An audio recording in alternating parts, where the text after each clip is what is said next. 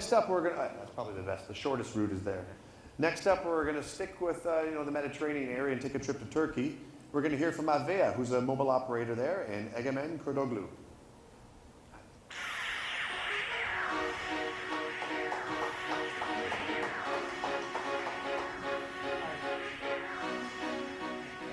Good afternoon all, and thank you for inviting here. We just joined the joint Telecom Council this year, and I really appreciate this event and all the benefits of the membership, and had to get lots of connections. My name is Egemen Kurdoglu. I am the head of IT at Avea. So today I would like to introduce more about Turkey and Avea, what we do in Avea, what is the ecosystem, innovation and R&D activities we do in the company, but also what we are looking from the entrepreneurs, startups, or the partners, what are our focus areas.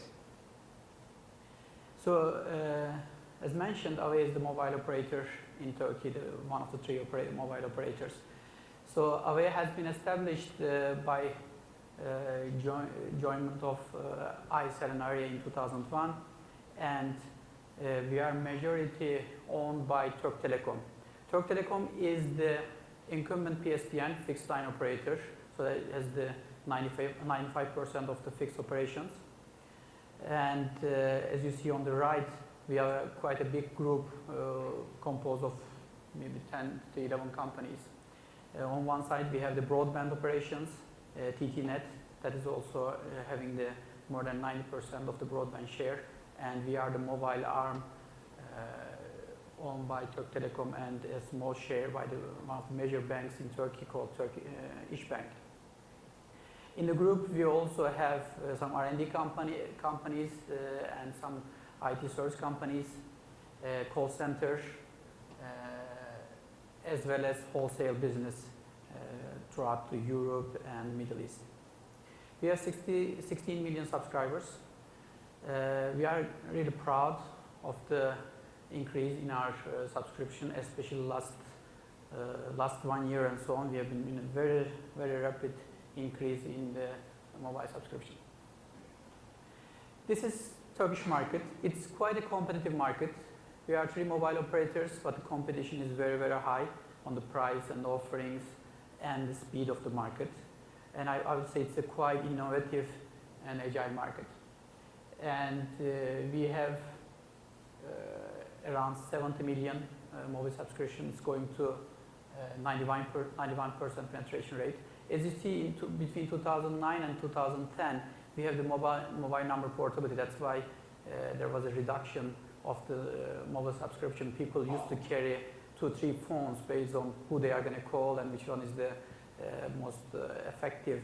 But now everybody is just keeping their numbers, and we have tariffs which is including all-way calls. And with the 3G introduction in 2009 and starting with 2010, we have a huge increase in the data consumption. As you see, in the last 4 years, we have 25 times more data traffic consumed by the customers. It's 2.5 times every year.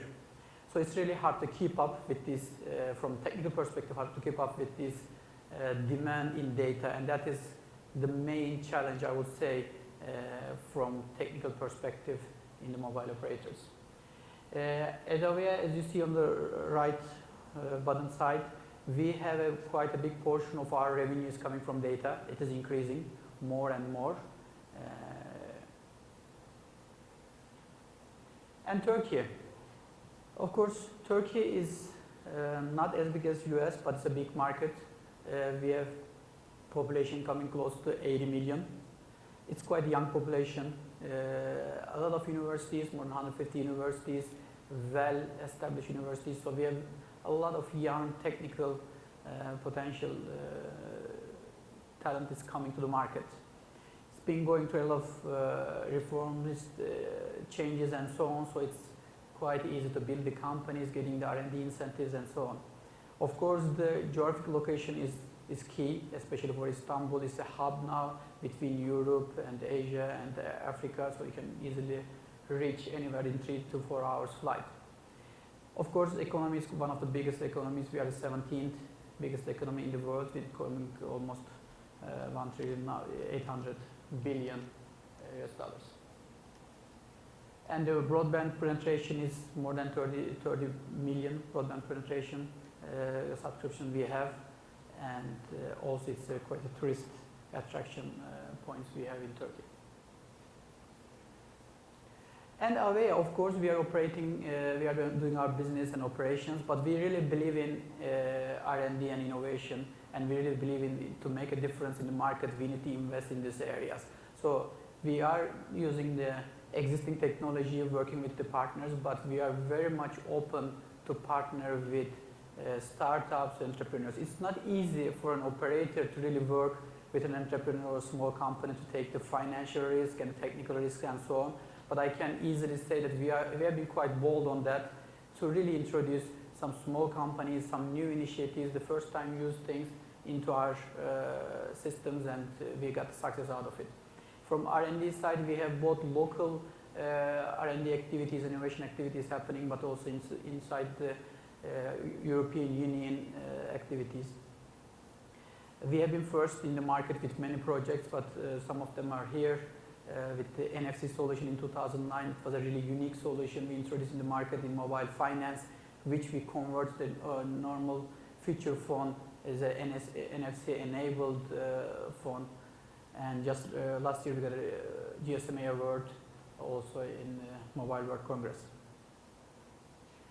So what is our innovation ecosystem? We try to keep an innovation ecosystem, not only internally in the company, try to get ideas, but we are trying to work with academia, universities, both domestic in Turkey, but also internationally, especially in universities in US here. We have an innovation center which we can do the prototyping and trials there. And just 2 years ago, we established our incubation center. And I will give more information about that, but we really incubate entrepreneurs and some new companies there, and to be really part of our ecosystem. And these are some of the projects we have been doing. So we have an ongoing, very close relationship with MIT. We are sponsoring a lab there, and we have a staff working there to really work on some new cutting-edge technologies. And similarly, we have established a lab in Turkey, in one of the best universities, Bilkent University in Ankara. So what's our incubation center? It is one of the unique propositions which we have. It's addressing to B2B startups. Of course, we are interested in the telco specific areas. We define our strategic areas and we select companies who are fitting to these strategic areas. And as you all know, one of the main challenges for a startup is to reach inside the company, especially inside the big companies. So this is the best way to get inside and have the connections both in the business people, marketing and sales people, and also technology people to all levels, because we host these companies inside in our facilities. We open up our test laboratories, which we have the full-fledged networks from the IT and the network domain components. They are able to utilize these networks, and we jointly define the projects and quickly take those products into market. Of course, one of the other advantages of this incubation center is we are hosting this incubation center inside the technology group, is under my organization, IT organization, which means that the real projects, the business needs and the prototyping are going hand in hand, so we can quickly switch. We don't have any boundary between these R&D activities versus regular operations, so we can easily connect the need and the potential of the projects here. These are some of the companies, just to give you an idea, which we have incubated, and now they are really growing and they are doing sales internationally. We had a company working on the femtocell technologies, doing the application femtocell services, and we have a big data analytics company, Havuz. It's been quite successful. Intellica has been one of, really we have benefited so much with this company. They're a complex event processing engine. Now our marketing is rely on so much on this thing. It's become one of the core modules, almost integrated with all the rest of the system. So we do our real-time campaigns and promotions directly on this platform. Another company was working on international traffic routing optimization, which we have worked together with them. They really optimized the international traffic, who to route, which prefix, which time frame, and they are doing real time and evaluating thousands of options, which really save us a lot of money. And last, what we are looking for, these are our focus areas, strategic areas, which we see the need now and the next couple of years.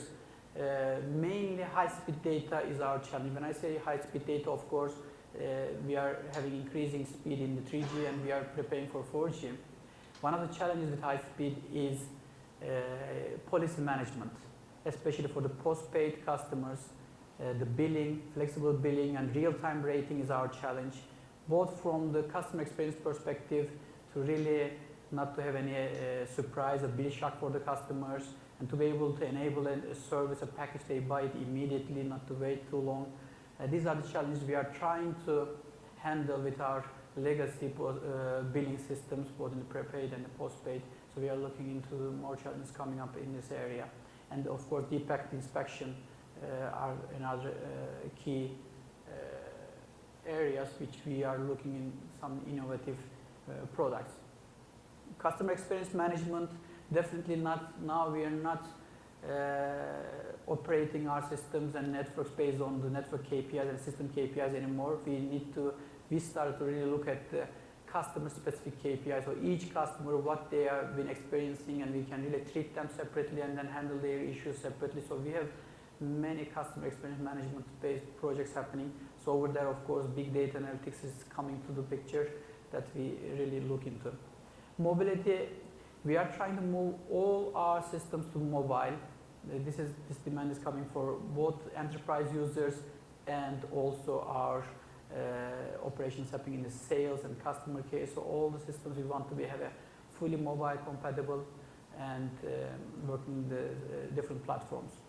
M2M, so there is a good pickup of M2M in the market, especially in the utilities domain, in the finance domain, and we see it's going to increase more. So we are looking into new application, new business use cases which we can introduce into M2M market.